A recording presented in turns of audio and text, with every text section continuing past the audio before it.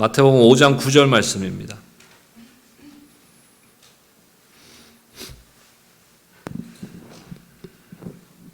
(5장 9절) 말씀 한 절인데 이번 주 일주일 동안 마음에 품고 암송하시기 바랍니다. 함께 읽겠습니다. 시작. 화평하게 하는 자는 복이 있나니 그들이 하나님의 아들이라 일컬음을 받을 것이니요. 아멘. 계속해서 팔복의 말씀, 우리 7번째 시간입니다. 다음 주까지 이제 마무리를 할 텐데, 앞에 4개의 말씀과 뒤에 4개의 말씀은 서로 연결되어 있다고 말씀드렸습니다. 그리고 앞에 4가지의 그 말씀은 우리와 하나님과의 관계에 대한 말씀이고, 뒷부분에 5번째부터 8번째까지의 말씀은 우리가 이 땅을 살아가면서 사람들 사이에, 세상 가운데서 우리의 성품, 우리의 삶이 어때야 되는지에 대한 말씀입니다. 하나님 앞에서 심령이 가난한 사람들이 다른 이들에게 긍휼한 마음을 품고 긍휼을 베풀 수 있습니다. 또 하나님 앞에서 죄에 대해서 애통함이 있는 사람이 사람들 앞에서 깨끗한 마음, 청결함을 가질 수 있습니다. 하나님 앞에서 온유한 사람이, 오늘 말씀이죠, 사람들 사이에서 화평을 이룰 수 있는 사람이 됩니다. 또한 하나님 앞에서 의에 줄이고 목마른 사람이 사람들 사이에서 의를 위하여 고난과 핍박을 기꺼이 받을 수 있는 사람으로 살아갈 수 있다는 것입니다. 오늘 7번째 시간, 화평케 하는 사람입니다. 먼저 우리가 생각해 봐야 될 것은, 그렇다면 화평의 의미가 무엇인가? 화평이란 뜻이 도대체 무엇인가 하는 것입니다. 2가지 의미를 가졌습니다. 먼저 화평이라는 단어를 살펴보면 성경에서 말하는 화평은 단순히 갈등이 없고 싸움이 없는 그런 상태가 아니라 하나님과의 올바른 관계 속에서 오는 우리의 내적인 영적인 평안, 그리고 외적인 화합과 화목을 의미하는 것입니다. 저는 이메일이나 카톡이나 이런 것을 보낼 때 주로 많이 사용하는 인사말이 샬롬이라는 인사말입니다. 평화, 화목, 화평, 이런 뜻, 평강 이런 뜻이죠. 근데 이것은 단순한 평화, 전쟁이 없고 다툼이 없는, 싸움이 없는 단순한 평화가 아니라 우리가 주 안에서, 하나님 안에서 온전한 상태가 되고 하나님의 축복 속에 있는 참된 평강을 누리는 삶을 의미한다는 것이에요. 우리는 보통 착각하는 게 있습니다. 뭘 착각하냐 하면은 peace lover, 다시 말해서 화평을 좋아하는 사람, 화평을 원하는 사람과 peacemaker, 화평을 만드는 사람과는 다른 것인데, 우리는 때로는 peace lover, 화평을 사랑하는 사람으로 우리가 살아가면서 나는 화목을 이루는 사람이야 라고 착각한다는 것이에요. 저는 대부분의 남자들이 하이스쿨, 고등학교까지 다니면서 어린 초등학교 때부터 심지어는 유치원, 프리스쿨서부터 대부분 이렇게 한두 번 싸워보지 않습니까? 다들 표정이 나는 한 번도 안 싸워봤어 이러는 표정들이. 저는 한 번도 안 싸워봤어요. 별로 놀라지들 않으시네. 저희 때는 고등학교를 그때 속된 표현으로 뺑뺑이 추첨해서 들어갔습니다. 근데 우리 학군에 5개 고등학교가 있었어요. 그러니까 그 중에서 추첨된 학교를 가는 거예요. 근데 내가 그 중에 한 학교를 딱 찍었어. 이 학교만 제발 되지 마라. 어떻게 됐을까요? 그 학교가 됐죠. 왜 되지 말라는, 그 학교가 굉장히 전통의 BGM까지 쫙 나오고 전통 있는 학교예요. 역사가 있는 평양 제2보고. 그러니까 평양 제2보고, 그러니까 서울에도 제1보고가 있고 제2보고가 일제시대 때, 평양에도 제1보고가 있고 제2보고, 명문고등학교예요. 그러니까. 근데 6.25 때, 한국 전쟁 때 이제 남쪽으로 피난을 온 거예요, 이 학교가. 그래서 우리 선배들은, 오래된 선배들은, 이미 소천하신 분들이나 지금 뭐 100세 가까이 되신 분들, 이런 분들은 아주 쟁쟁한 분들이 많아요. 뭐 서울대학 총장하신 분도 계시고, 조은파라는 그 작가도 계시고, 얼마 전에 여기 그 한인회를, 그 LA에 한인회를 처음 만드셨던 분도 저희 선배님이세요. 얼마 전에 돌아가셨어요. 근데 그 학교가 서울로 피난 오면서 어떻게 됐겠어요? 아주 유명한 깡패 학교가 된 거예요. 아주 전통적인 깡패 학교. 그런데 추첨해서 들어갔단 말이에요. 저희 2년 선배서부터가 그 추첨인데, 그럼 학교가 평준화됐잖아요. 근데 전통이란 건 변하지가 않아. 다 저 추첨해서 들어간 학생들인데도 또 계속적으로 거기는 뭐 교무실에서 선생님들이 아침에 교무회의 하잖아요. 선생님들끼리 모여서 교실에서 자습하고 있으라고 학생들이 있는데, 그때 뭐 유리창 깨지고 반대 반으로 막 싸우고, 그런 학교 다녀보셨어요? 근데 저는 싸우는 걸 싫어하는 사람이야. 싸울 줄을 몰라. 싸워 본 적도 없어. 근데 여기 있으면 내가 잘못하면은 사고를 당할 것 같은 이 학교에 있으면. 그래서 제가 중학교 다닐 때 태권도를 좀 해갖고 초단을 땄어요. 그 태권도 초단 갖고 내가 싸워서 이기겠어, 깡패들을? 못 이기지. 그래서 어떻게 했냐면, 그 학교에 태권도부가 있어요. 뭐 아이스하키부도 유명하고 농구부도 있고 뭐 태권도부가 있는데, 태권도부에 들어갔어, 제가. 태권도 선수하려고 들어간 게 아니라 태권도부 안에서 보호를 받으려고. 그래서 3년 동안 저는 시합 한 번도 안 나가고 태권도부의 보호를 받아서 한 번도 싸움에 연루된 적이 없었어요. 맞아본 적도 없고 싸워본 적도 없어요. 이거 피스메이커입니까? 화평을 이룬 자입니까, 제가? 아니요. 평화를 원했죠. 평화를 좋아해요. 싸움은 싫어해요. 갈등을 싫어해요. 이건 피스 러버야. 우리 많은 사람들이 나는 그냥 조용히 살고 싶어. 남들하고 싸우는 거 싫어. 갈등은 싫어. 이런 마음으로 살아가는데, 그것을 오늘 말씀하시는 화평케 하는 사람, 피스메이커라고 착각하고 살아가고 있어요. 오늘 말씀을 통해서 그러면 과연 피스메이커는 무엇인가? 그럼 우리가 어떤 피스메이커가 돼야 되는가를 우리가 깨닫는 시간이 되었으면 좋겠습니다.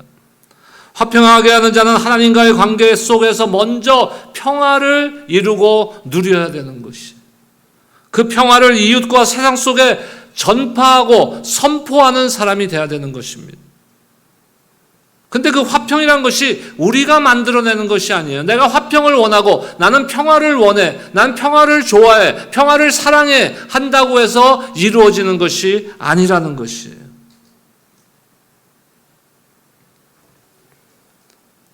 하나님께서 우리에게 참된 평화를 주셔야만, 화평을 주셔야만 우리는 그것을 누릴 수 있는 것입니다. 그렇기 때문에 화평을 이루는 자는 먼저 하나님과의 관계 속에서 그 화평을 경험할 수 있어야 되는 것이에요. 우리는 어떤 존재였습니까? 죄 때문에 하나님과의 관계가 깨어지고 하나님과 원수가 되었지만, 오늘 우리 찬양했잖아요. 그 아름다운 이름, 그 존귀한 이름, 누굽니까? 바로 예수 그리스도. 그 십자가의 그 보혈의 은혜 때문에 우리는 하나님과의 원수된 관계에서 회복되어져서 하나님과의 화평을 이루게 된 것이.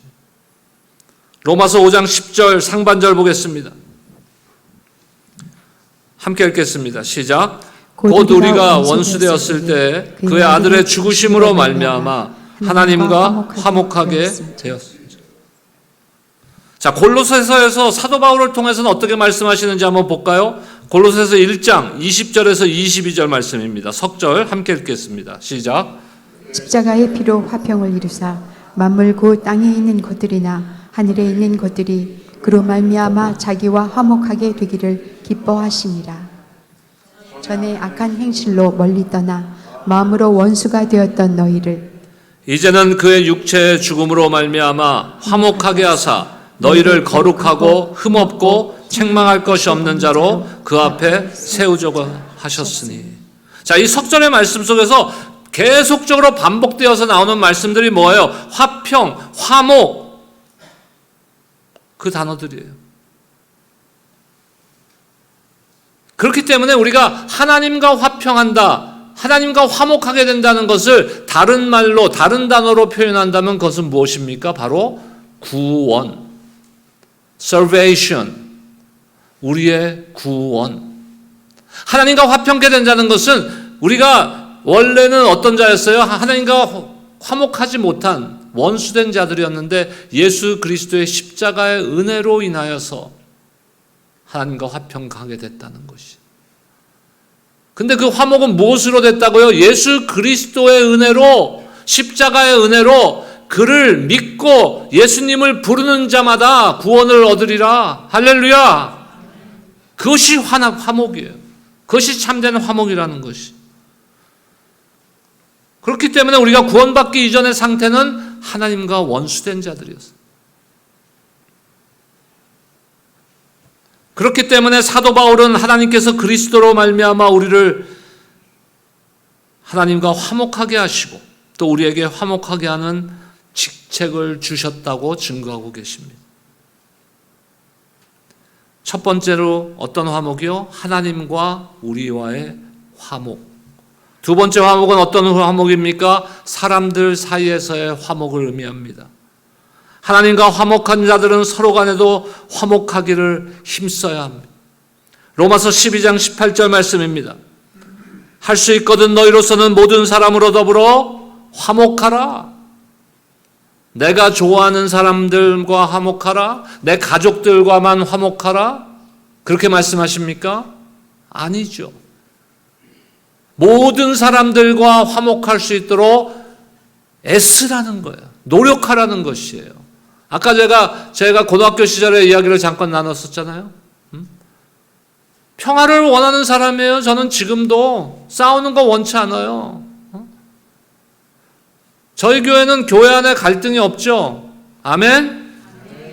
근데 다른 교회들 가보면 갈등이 있는 교회들이 간혹 있더라고요. 하나님의 교회에서는 일어나지 않아야 될 일들이 굉장히 그런 교회 만약에 내가 들어가 있다면 굉장히 불편할 거예요. 견디지 못할 거예요. 하지만 그 가운데서 그러면 내가 어떤 역할을 해야 되느냐? 화목해 하는 역할을 해야 되는데 단지 그것을 싫어하고 나는 평화를 사랑하는 사람으로 머물러 있다면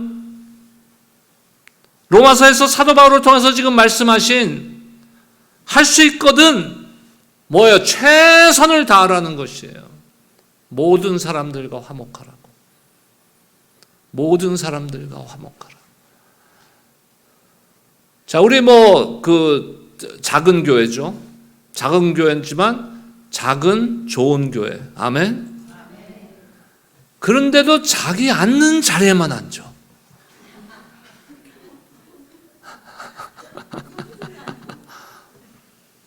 그리고 밥 먹을 때도 같이 먹는 사람들하고만 먹어. 제가 큰 교회 섬길 때 한 1,500명 정도 모이는데 방문자가 있으면 첫 주는 그 방문 새가족실이 따로 있어요. 룸이. 거기에 담임 목사님하고 새가족 요원들하고 사모님하고 이렇게 앉아서 같이 식사를 나누며 대화를 하고 이제 환영을 합니다. 둘째 주부터는 나가서 이제 신교실 가서 먹어야 되는데 들어갈 자리가 없는 거야. 다 끼리끼리 앉아 있어. 첫 주는 새가족 팀이 환영하고 이리 오세요. 우리 목사님이세요. 사모님이세요. 둘째 주부터는 들어갈 자리가 없는 거야. 아무도 집사님 지난주에 오셨죠? 우리 여기 한번 같이 앉으세요. 아무도 하는 사람이 없어. 우리는 어떻습니까? 이렇게 얘기했는데 오늘 내가 매 눈으로 여러분들 우리가 그 식사는 자유롭게 앉아서 드실 수 있어요. 근데 우리가 최소한 또 못 보시던 분들 새로운 분들이 있으면은 인사하시고 먼저 다가가셔야 돼요. 할 수 있거든. 최선을 다하라. 할 수 있으면 하라는 얘기 아니에요. 이거 로마서의 말씀이 네가 할 수 있으면 하고 할 수 없으면 하지 말라. 이 말씀으로 생각하시면 안 되는 거예요.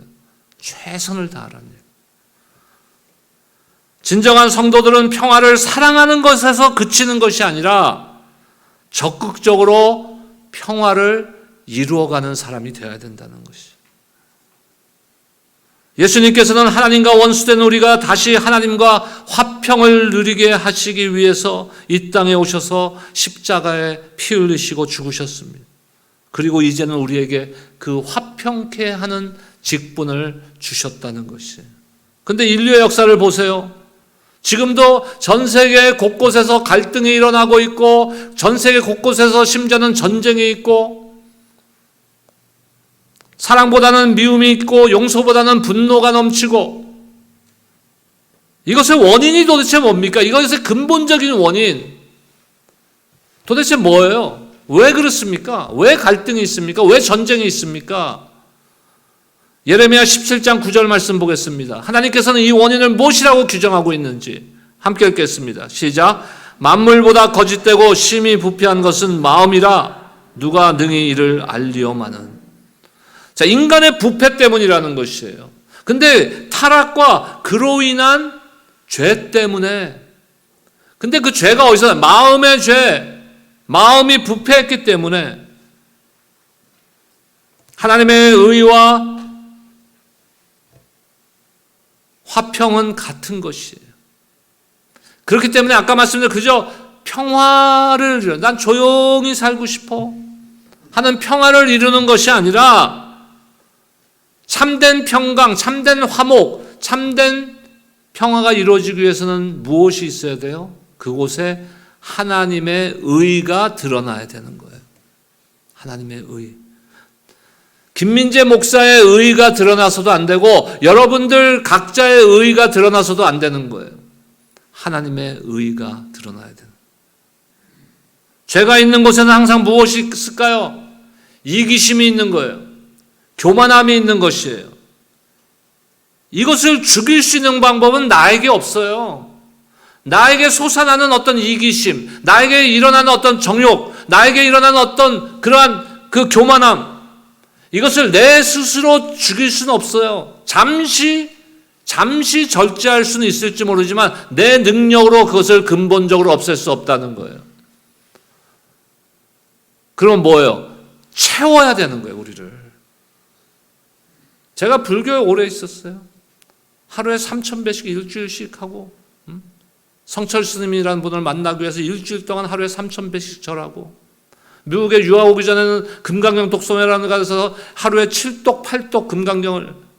근데 거기서 뭐 어떤 허탈감을, 어떤 허무함을 가졌냐면요. 그걸 비우는 거예요. 계속 비우기만 하래.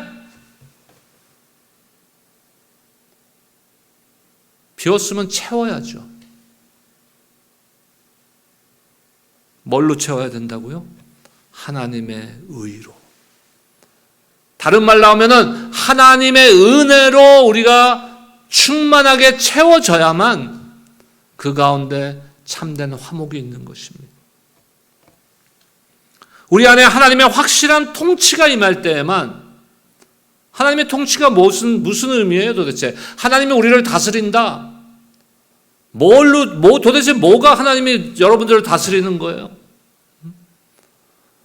뭐 국가의 대통령이 국민들을 다스린다. 그거는 뭐 헌법과 법률을 기준으로 해서 다스린다 하는데, 그러면 하나님은 우리를 도대체, 하나님이 다스린다는 것은, 하나님의 통치는 무엇을 의미하느냐는 거예요. 우리가 뭐 찬양으로도 하나님의 다스림, 뭐 하나님의 통치가 임하게 해 주시옵소서 찬양도 부르고 뭐 기도도 하는데 도대체 뭐가 하나님의 통치가 임하는 거예요? 나의 관점이 하나님의 관점으로 바뀌는 것을 의미하는 거예요, 여러분. 나의 생각이 그리스도의 생각으로 바뀌는 것이 하나님의 통치가 임하는 것이라는 거예요. 여러분, 저도 굉장히 잘난 척을 많이 하고 살았어요. 50까지. 근데 우리가 100% 맞습니까? 내가 다 옳습니까? 옳은 게 많을까요? 내가 틀린 게 많을까요? 틀린 게 훨씬 많아요. 죄송하지만. 그런데도 내가 옳다고만 고집 피우는 거야. 그럼 여러분들하고 나하고 다른 관점을 갖고 있는데 나도 옳다고 하고 여러분들도 옳다 그래. 그럼 뭐가 옳은 거예요 도대체? 그렇게 생각할 때 여기 화목함이 있겠습니까? 없죠 절대. 나도 옳고 여러분들도 옳은데 그건 달라. 또 서로 틀려. 다른 관점이야. 그럼 둘 다 옳아요? 집사님, 둘 다 옳아요? 둘 다 옳아? 내가 계속 물어보면 정답이 아니라는 얘기야 지금. 둘 다 틀렸죠. 둘 다 틀린 거야 그거는. 그래서 우리가 하나님의 의가 우리에게 임한다, 하나님의 통치가 임한다는 것은요, 하나님의 관점으로 내 관점이 바뀌는 것을 의미하는 거예요. 우리 기준, 우리의 스탠다드가 바뀌어야 되는 거예요. 근데 어떻게 할 수 있습니까? 어떻게 하나님의 관점을 알 수가 있어요? 말씀 가운데.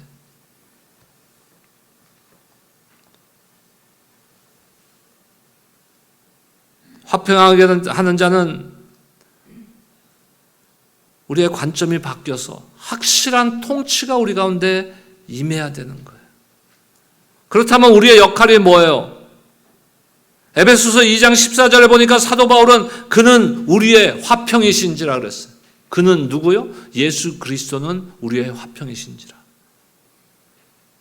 예수님은 우리와 하나님 사이의 원수를, 그 벽을, 원수되게 한 그 벽을 허무시고 우리에게 화평을 주셨다는 것이.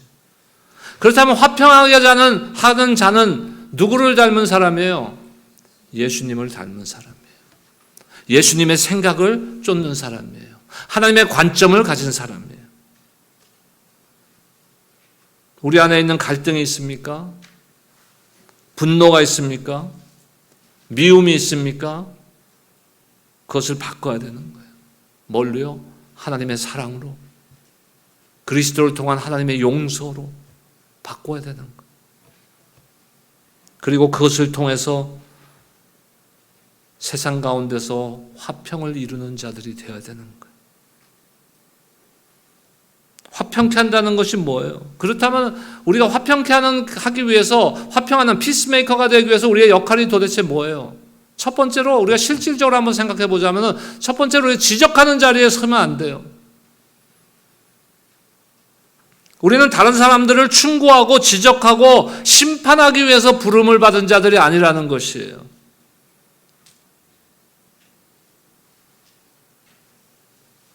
그리고 우리는 적극적으로 평화를 이루기 위해서 대가를 지불할 각오가 되어 있어야 돼요. 아, 나는 평화를 원해. 나는 화평을 원해. 하지만 네가 대가는 지불해. 나는 대가는 지불하기 싫어. 이런 자세는 안 된다는 거예요. 하나님께서는 우리가 하나님과의 원수된 자리에 있을 때 그 화목을 위해서 무슨 대가를 지불하셨습니까? 예수 그리스도를 지불하셨어요. 예수 그리스도의 십자가의 죽음을 우리를 위해서 지불하셨다는 거예요. 고난이 없이는 십자가의 영광이 없습니다. 십자가에 없이는 부활의 그 소망도 없는 것입니다. 진정한 크리스천은 대가를 치르는 삶을 각오할 수 있어야 되는 거예요. 그렇다면 어떤 사람이 화평케 하는 사람이 될 수 있어요? 첫 번째로 하나님과 화평을 이룬 자들만이 되는 거예요. 우선적으로. 그리고 두 번째로 화평케 하는 사람은 다른 사람을 하나님께 인도하는 사람입니다. 아직도 하나님과의 화평을 이루지 못한 자들을 하나님과 화목하도록 인도하는 자들이에요. 그리고 화평케 하는 사람은 사람들과의 화평과 화해를 위해서 최선을 다하는 자예요. 서로를 용서하고 화해시키고 화해하는 사람입니다. 이런 자들이 화평을, 피스메이커들의 역할인데, 어떤 경우는 이와 반대되는 사람들이 있어요. 정반대의 사람들. 뭡니까? 서로 이간질해요. 오해를 하게 만들어서 문제를 확대시킵니다. 이런 사람들은 절대 피스메이커가 될 수 없어요. 보통 이렇게 이야기해요. 집사님, 이거를 내가 집사님한테 얘기해야 되나 말아야 되나. 그럼 어떻게 해야 돼요? 말아야지. 그 말을 꺼냈을 때는 벌써 말을 하고 싶다는 거야 지금. 얘기 안 할 사람은 그 말조차 안 꺼내요. 아니야, 안 하는 게 나을 것 같아. 그러면 어떻게 하겠어요 상대방이? 이제 궁금증이 막 뭔데 도대체 나한테만 얘기해, 나한테만 얘기해. 이럴 때는 어떻게 해야 돼요? 말을 안 해야 되는 거예요. 그리고 언제든지 비판하고 정지하는 자리에 서지 말고 어떤 자리에 서야 됩니까? 위로하고 격려하는 자리에 서야 돼요.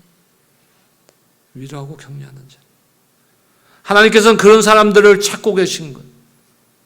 그리고 우리가 그런 사람들이 되기를 원하신다는 거예요. 이기심과 사심이 없어야 돼요.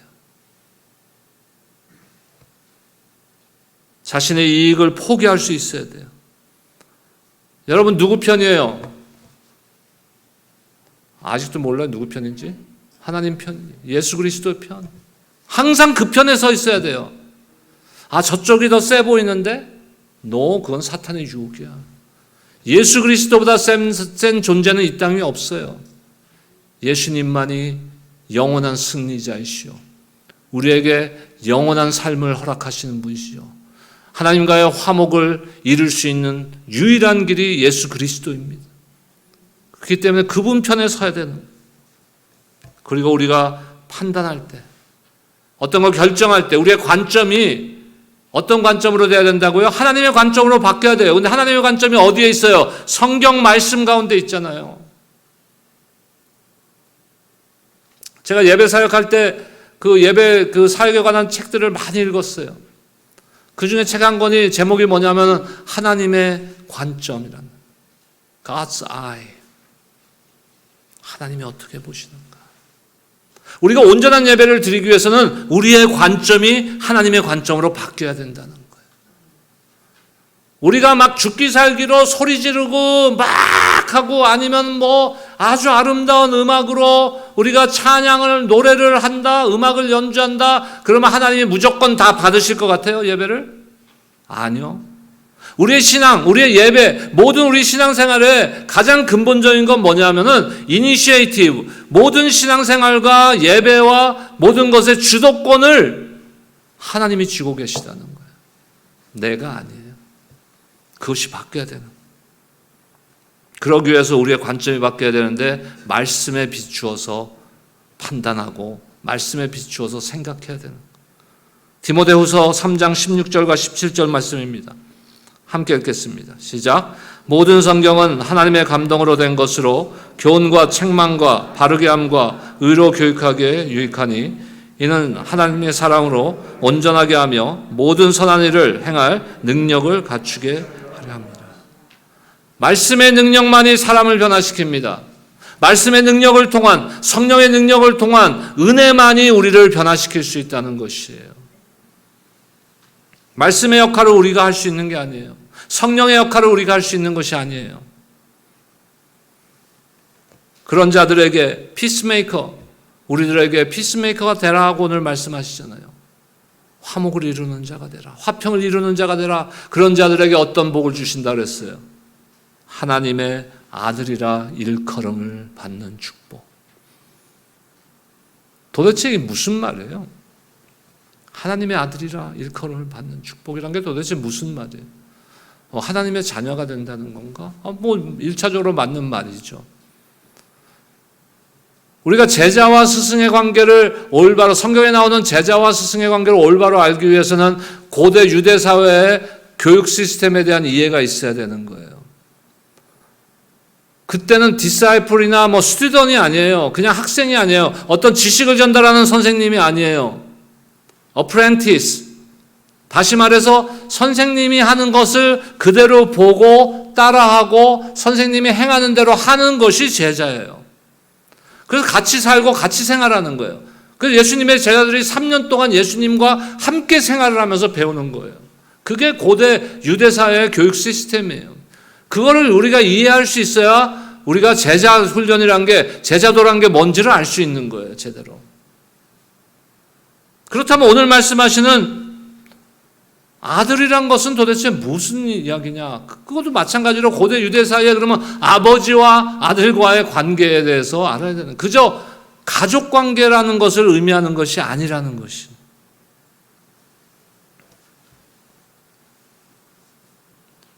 아버지의 성품을 닮는 것, 아버지의 행동을 따라하는 것, 아버지의 본성을 담는 사람, 이것이 아들이에요. 이것이 딸이에요. 그래서 하나님의 아들이라 일컬음을 받는 축복이란 건 뭐예요? 내가 하나님을 닮아간다는 걸 의미하는 거예요. 예수님을 닮아간다는 거. 우리의 매일의 삶은요, 성화, sanctification. 그러니까 조금씩 예수님을 닮아가는 그러한 삶이 우리의 신앙생활이라는 것이. 하나님의 자녀로서 그분의 성품을 담는 것이 바로 하나님의 아들입니다. 예수님을 믿는 사람들은 본래 어떤 자였어요? 믿기 전에 어떤 자였어요? 죄의 종이었죠. 죽음의 종이었습니다. 그리스도를 통해 하나님의 자녀가 되었어요. 그건 단순한 그저 자녀가, 가족관계가 아니라 어떤 아들, 어떤 딸이라고요? 예수님을, 하나님을 닮아가는 삶.